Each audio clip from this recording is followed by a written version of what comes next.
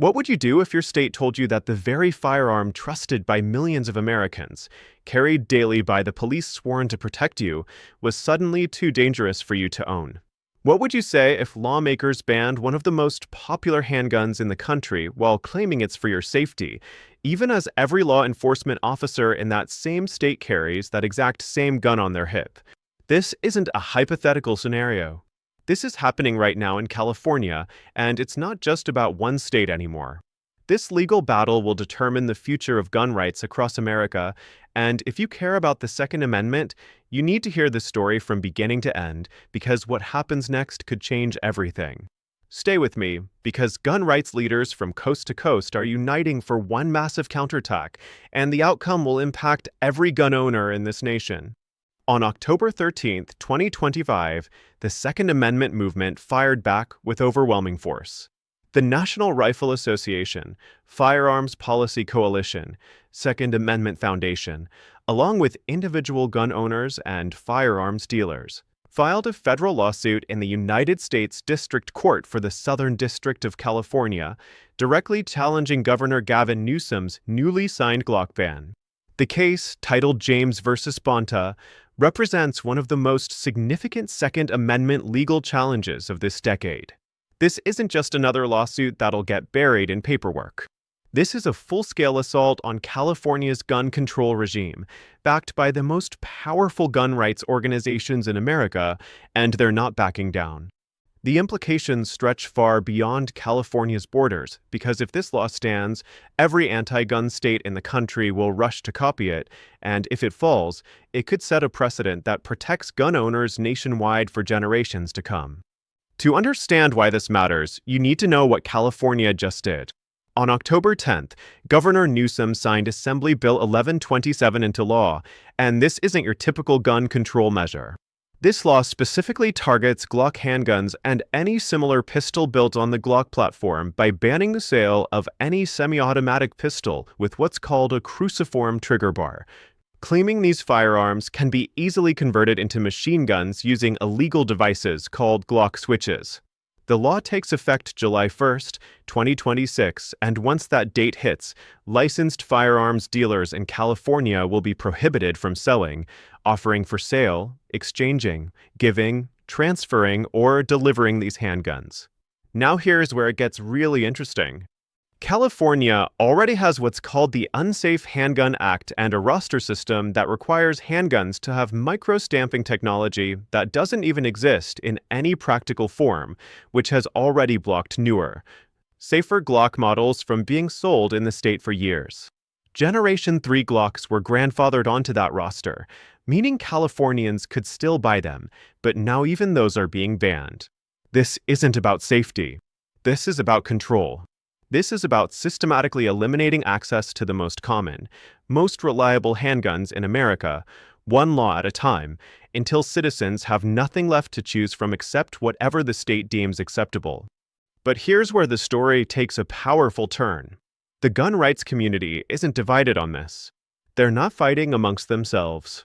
They're standing shoulder to shoulder in one unified front, and that unity is absolutely terrifying to gun control advocates. The National Rifle Association, the oldest and most established defender of the Second Amendment, is leading the charge. The Firearms Policy Coalition, known for aggressive litigation strategies and tech-savvy outreach, is right there with them. The Second Amendment Foundation, with decades of Supreme Court victories under their belt, has joined the fight. They're backed by individual gun owners and Poway Weapons and Gear, a licensed retailer that's watching their business get destroyed by unconstitutional laws. This coalition represents millions of gun owners, billions of dollars in legal resources, and an unshakable commitment to constitutional rights. These organizations have taken down gun bans before. They've won at the Supreme Court.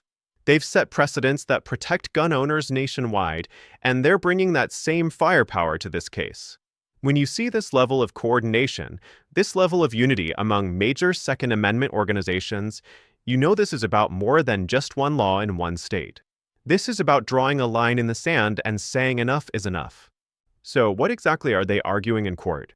The lawsuit makes two devastating constitutional arguments that California will struggle to defend.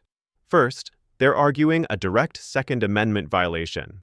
The Supreme Court has been crystal clear in cases like District of Columbia versus Heller and New York State Rifle and Pistol Association versus Bruin that commonly owned firearms cannot be banned, and handguns especially cannot be banned.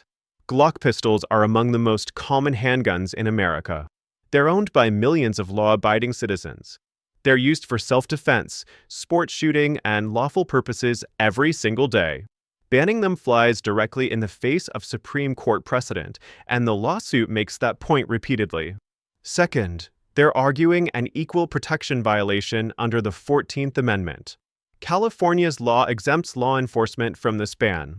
Police officers can still buy, own, and carry Glocks. Military personnel are exempt. But ordinary citizens, the very people the Second Amendment was written to protect, are told these guns are too dangerous for them. That's a two-tiered system of rights, and it violates the foundational American principle that citizens and government officials are subject to the same laws. If Glocks are safe enough for police to carry on duty, they're safe enough for citizens to own for self-defense. If they're dangerous, then nobody should have them. You can have it both ways, and California is about to find that out in federal court. Now here's why every gun owner in America should be paying attention to this case, even if you don't live in California. Legal precedent doesn't respect state borders. If California succeeds in banning Glock pistols under the justification that they can be converted with illegal devices, that opens the door for every anti-gun state to do the exact same thing. New York, New Jersey, Massachusetts, Illinois, Washington, Oregon, every blue state with anti-gun lawmakers will rush to copy this law and ban the most popular handguns in the country.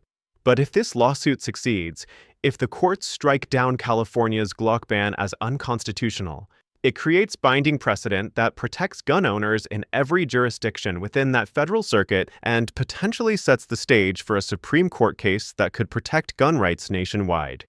Federal courts have the power to invalidate gun control laws that violate the Constitution, and when they do, those rulings apply beyond just one state.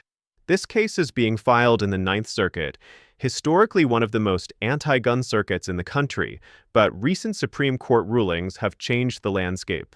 The Bruin decision in 2022 fundamentally shifted how courts must analyze gun laws, requiring them to look at historical tradition rather than letting states invent justifications for bans.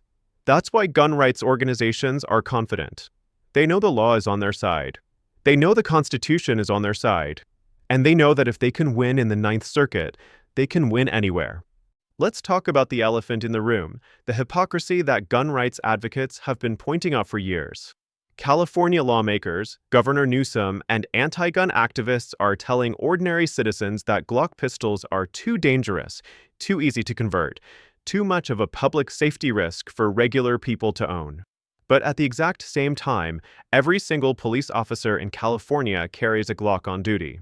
Highway patrol officers carry Glocks. City police carry Glocks. Sheriff's deputies carry Glocks. Federal agents in California carry Glocks. The very people enforcing this ban are exempt from it. So which is it? Are these firearms dangerous weapons of war that need to be banned, or are they reliable, effective tools for self-defense? Because if they're good enough for the police officer who might take 5, 10, or 15 minutes to respond to your emergency, they're certainly good enough for you when a criminal breaks into your home at 2 in the morning. This isn't about safety. If it were about safety, police would be banned from carrying them too. This is about control. This is about creating a system where the government has access to effective means of self-defense and citizens don't. And that's the exact opposite of what the founders intended when they wrote the Second Amendment. The leaders of these organizations aren't holding back. They're speaking out loudly and clearly about what's at stake.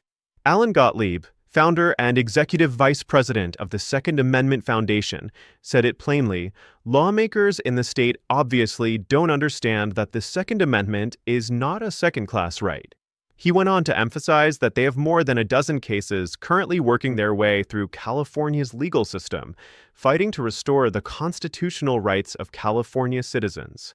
The National Rifle Association released a statement declaring that California's ban on many of the most popular handguns in America blatantly defies Supreme Court precedent, and they're prepared to take this fight as far as it needs to go.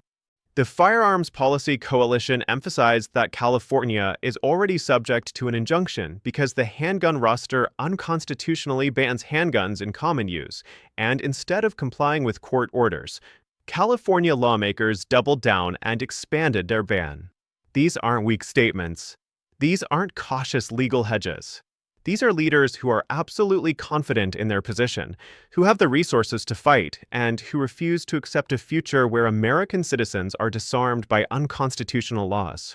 This is a movement that's done compromising, done negotiating, and done accepting incremental losses. This is a movement that's going on offense. Step back and look at the bigger picture of what's happening across America right now. This California Glock ban isn't happening in isolation.